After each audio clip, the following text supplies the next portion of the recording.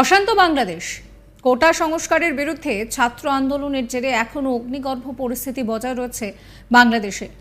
শুক্রবার 19শে জুলাই থেকে দেশ জুড়ে জারি করা হয়েছে কারফিউ। রাস্তায় টহল দিচ্ছে সেনার ট্যাঙ্ক। দেখা মাত্রই গুলি চালানোর নির্দেশ দেওয়া হয়েছে সেনাকে। কারফিউ জারি করার ফলে মৃত্যু মিছিল অনেকটাই কমবে বলে আশা সরকারের। এই পরিস্থিতিতে সোশ্যাল মিডিয়ায় বিভিন্ন ভিডিও ভাইরাল হচ্ছে। সেরকমই একটি গোপন ভিডিও ভাইরাল হয়েছে, যে ভিডিওতে দেখা যাচ্ছে যে হাসিনা সরকারের পুলিশ বাড়ি বাড়ি ঢুকে মৃতদেহ বের করছে। এমনকি হাসিনা সরকারের পুলিশ বাড়ি বাড়ি ঢুকে মারধরও করছে।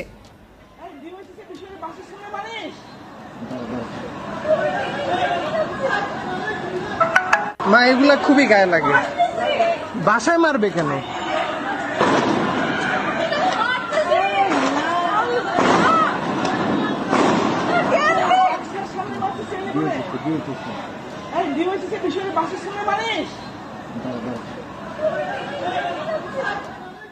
সম্ভবত কোনো বহুতল থেকে এই ভিডিও তুলে সোশ্যাল মিডিয়ায় আপলোড করা হয়। এই ভিডিও মনে করিয়ে দিচ্ছে মুক্তিযুদ্ধের সময় 1971 সালের 25শে মার্চের কথা। প্রসঙ্গত 1971 সালে বিপুল জনমত নিয়ে ভোটে জিতেছিলেন বঙ্গবন্ধু মুজিবুর রহমান। এরপর স্বাধীন বাংলাদেশ সরকার গড়ার ডাক দিয়েছিলেন বঙ্গবন্ধু। কিন্তু পরিস্থিতি বেগতিক দেখে পাক সেনার তরফে বারবার বঙ্গবন্ধু মুজিবুরের সঙ্গে বৈঠক করা হয়।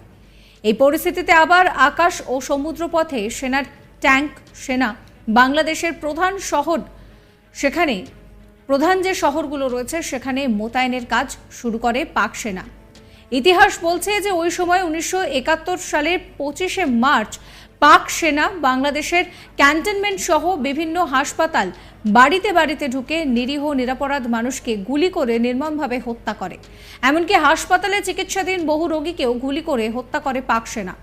এদিকে এই পরিস্থিতিতে বঙ্গবন্ধু কিন্তু তখন বাংলাদেশে ছিলেন না। তাকে তখন আলোচনার জন্য ডেকে বন্দি রাখা হয়েছিল পাকিস্তানে। এই সময় 26শে মার্চ খালেদা জিয়ার স্বামী মেজর জিয়াউর রহমান তার অনুগামী কয়েকজন সেনাকে নিয়ে চট্টগ্রামে একটি রেডিও স্টেশন থেকে সাম্প্রতিক পরিস্থিতির কথা জানিয়ে স্বাধীন বাংলাদেশের ঘোষণা করেন।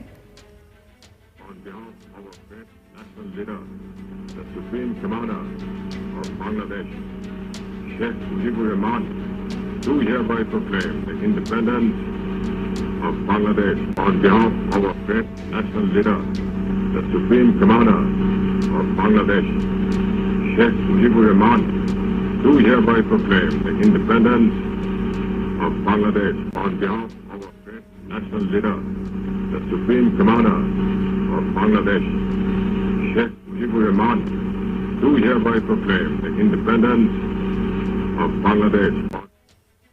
বঙ্গবন্ধু মুজিবুর রহমানের নেতৃত্বে এই স্বাধীন বাংলাদেশের ঘোষণা করেন মেজর জিয়াউর রহমান।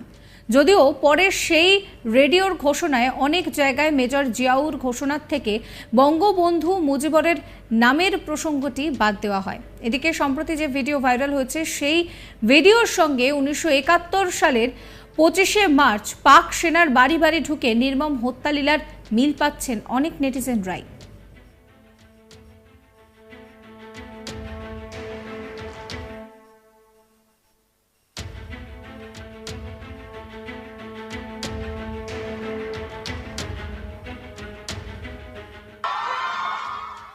এইভাবে বাড়িতে ঢুকে শেখ হাসিনা সরকারের পুলিশ কেন মারধর করবে সেই প্রশ্নই উঠছে।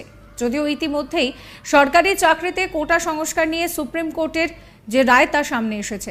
হাসিনা সরকারের তরফে কোটা সংস্কার নিয়ে 2018 সালের সংরক্ষণই বহাল রাখার দাবি করা হয়। যদিও সুপ্রিম কোর্ট রায় দিয়েছে যে বাংলাদেশে সরকারি চাকরিতে 7% কোটা বহাল থাকবে। এর মধ্যে 5% কোটা থাকবে মুক্তিযোদ্ধাদের সন্তানদের জন্য, বাকি 2% অন্যদের জন্য। এদিকে বাংলাদেশের বিশাল অংশের নেটিজেনরা বাংলাদেশের পরিস্থিতি নিয়ে নিজেদের সোশ্যাল মিডিয়া হ্যান্ডেলে লেখালেখি করছেন। তারা জানাচ্ছেন যে ইতিমধ্যেই কয়েকশোর প্রাণ গিয়েছে। প্রধানমন্ত্রী শেখ হাসিনা পুলিশকে নির্মম বল প্রয়োগের নির্দেশ দিয়েছেন। তার দলের সাধারণ সম্পাদক কারফিউ অমান্যকারীদের গুলি করে হত্যা করার জন্য সেনাবাহিনীকে নির্দেশ দিয়েছেন।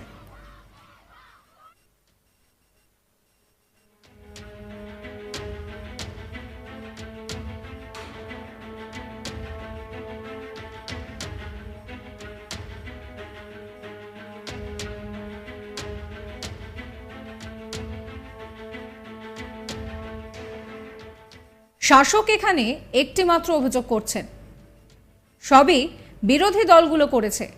এখানেই নেটিজেনরা প্রশ্ন তুলছেন যে বাংলাদেশে কি আদৌ কোনো বিরোধী দল আছে? তাদের অভিযোগ যে গত 15 বছরে শেখ হাসিনার সরকার বিরোধীদের মুছে ফেলেছেন, দেশকে লুট করেছেন, জনজীবন দুর্বিষহ হয়ে উঠেছে, সাধারণ মানুষের ভোটাধিকার কেড়ে নেওয়া হয়েছে।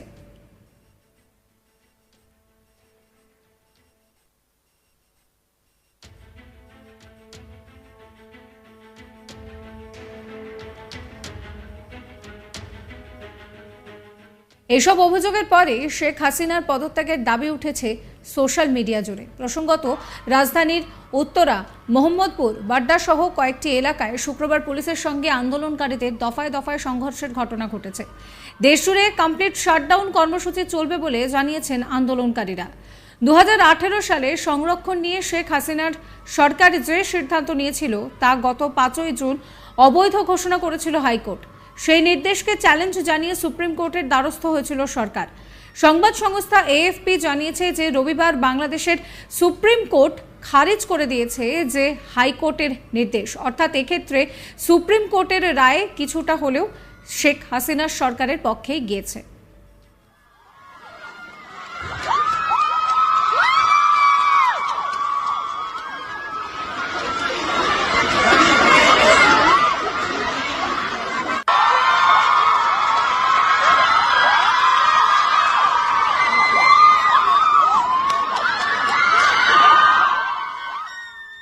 তবে 2018 সালে হাসিনা যে সিদ্ধান্ত নিয়েছিলেন তা হুবহু বহাল রাখেনি আদালত। হাইকোর্টের রায় বাতিল করা হয়েছে, তবে সংরক্ষণের ব্যবস্থা পুরোপুরি বাতিল করা হয়নি। দেশের সরকারি চাকরির ক্ষেত্রে মোট 7% সংরক্ষণের নির্দেশ দেওয়া হয়েছে। তার মধ্যে 5% সংরক্ষণ থাকবে মুক্তিযোদ্ধাদের সন্তানদের জন্য, বাকি 2% থাকবে অন্য শ্রেণীর জন্য। 93% নিয়োগ হবে মেধার ভিত্তিতে। এগুলা খুবই গায়ে লাগে, বাসায় মারবে কেন?